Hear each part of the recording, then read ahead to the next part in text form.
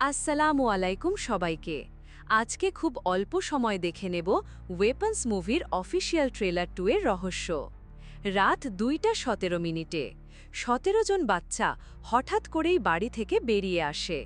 তারপর সবাই অদ্ভুতভাবে অদৃশ্য হয়ে যায়। শুধু একজন ছেলে অ্যালেক্স লিলি বেঁচে থাকে।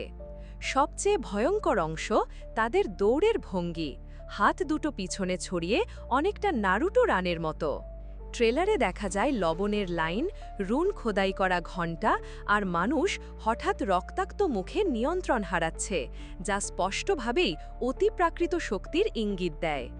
এখানে জুলিয়া গার্নার আছেন শিক্ষিকার ভূমিকায়, আর জশ ব্রোলিন এক বাবার চরিত্রে, যিনি রহস্যের জট খুলতে চেষ্টা করছেন।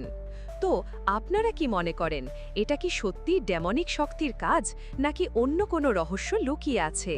কমেন্টে জানাতে ভুলবেন না।